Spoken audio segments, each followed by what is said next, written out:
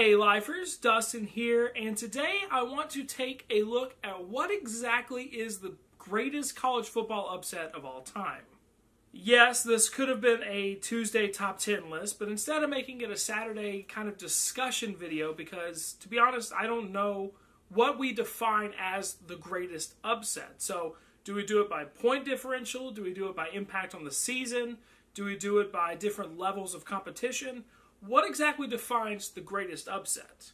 In this video, I pulled together 4 examples, and I'm going to kind of break down each one real quick and see which one you guys think is the greatest upset of all time. And yes, one of them is App State, Michigan, and yes, I feel like that's the one that most people are going to gravitate towards, but really try to hear the cases out for the other 3. And while I'm going through this, if you think of any college football upsets that are not on this list, which by the way are literally probably hundreds, just let me know down in the comment section which ones you think could also be qualified for the best upsets of all time. And I may end up making a top 10 list for this anyway. We'll see how it goes. The first game I want to talk about is Notre Dame versus number 2 Oklahoma in 1957. Now, I touched on this game recently in my 10 most unbreakable college football streaks and records, but just one last time in case you haven't seen that video. At the time, Oklahoma was the 2-time defending national champion. They had won the national championship in 1955 and 1956. They had won 57 straight games coming into a game against a Notre Dame team that had finished the previous season 2-8 and was coming off 2 consecutive defeats to Navy and Michigan State. I think I said 57 because it was 1957. It's 47 straight games, and Oklahoma was pretty much anticipating a 48th straight win when Notre Dame came to town. Then Notre Dame won. They had a late touchdown and then intercepted Oklahoma quarterback in the end zone to seal the game. They won 7-0. They broke the longest college football winning streak of all time. It'll probably never be broken. Everybody was absolutely stunned. I mean, everybody in the crowd clearly expected a 48th straight win. Notre Dame came in as 18-point underdogs, which is kind of weird to think about now. I don't think Notre Dame has probably not been that far down as an underdog in the Vegas spread since. They came in as 18-point underdogs and pretty much cost Oklahoma a 3rd straight national championship. That title in 57 was split between Ohio State and Auburn. The second game is number 8 Boise State versus number 10 Oklahoma in the 2007 Fiesta Bowl. This is another one of those games where everybody remembers where they were when they saw it or heard about it or reacted to it. This was such a weird, big win, though maybe we should have seen it coming. Oklahoma had actually lost twice already during the season. Once in an early, very controversial game against Oregon, and then 28-10 against a Texas team that went on to have 10 wins. They plowed through the rest of their schedule, finishing 11-2 and winning the Big 12 championship game. Boise State basically dominated their schedule, went undefeated, and came into the Fiesta Bowl at 12-0, and WAC champions. Remember the WAC?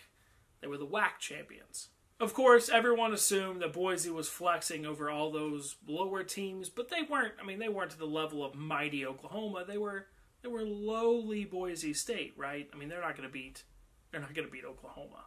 The Broncos only came in as 1 touchdown underdogs, and of course, we all know the story.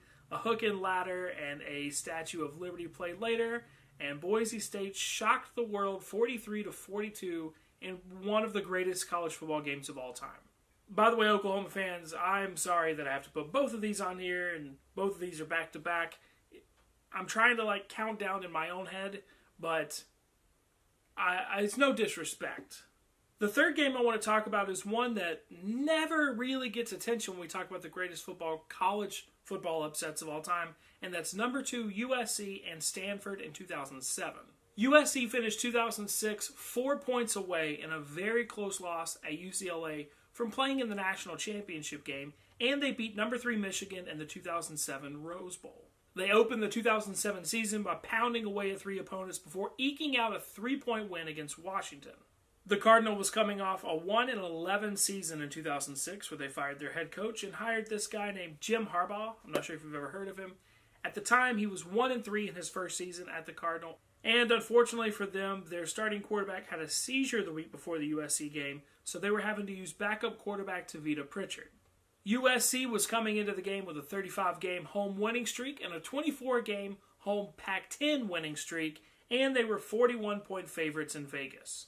Stanford was down 16-7 going into the fourth quarter after blocking an extra point in the second quarter. After a Stanford field goal got it to 23-17 with just 5 minutes left, USC quarterback John David Booty threw an interception. On the 10th play of the drive, with 48 seconds left, Pritchard threw a touchdown in the back of the end zone, and Stanford got the extra point. This also came after converting a 4th and 20 with under 2 minutes to go. Another John David Booty interception sealed the game, and Stanford had won as 41-point Las Vegas underdogs. Still to this day, the largest point spread ever beaten by one team over another, according to the Las Vegas Sportsbook. But part of the reason why that may be is because they don't have, Las Vegas doesn't put out bets between FBS and FCS teams, which brings me to number 1 Appalachian State against number 5 Michigan to start the 2007 season. Okay, App State was number 1 in the FCS, but still. Michigan started off the 2006 season 11-0 before losing in a 3-point contest to Ohio State in one of the great games from that season, and probably in that entire series history, and then they lost to USC in the aforementioned Rose Bowl. Appalachian State came in as the 2-time defending FCS national champions. Also of note, this was the very first game to ever air on the heralded Big Ten Network. The Mountaineers had actually gotten out to a 28-14 lead in the second quarter before Michigan stormed back.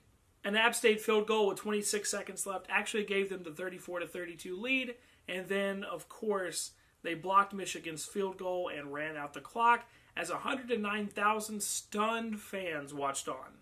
Boone, North Carolina, by the way, damn near burned to the ground. They tore down their own goalpost and took it by hand to the Chancellor's house. Michigan, on the other hand, would lose 3 more games, would finish 9-4, and Lloyd Carr would resign at the end of the season. And then they hired Rich Rodriguez, which didn't work out.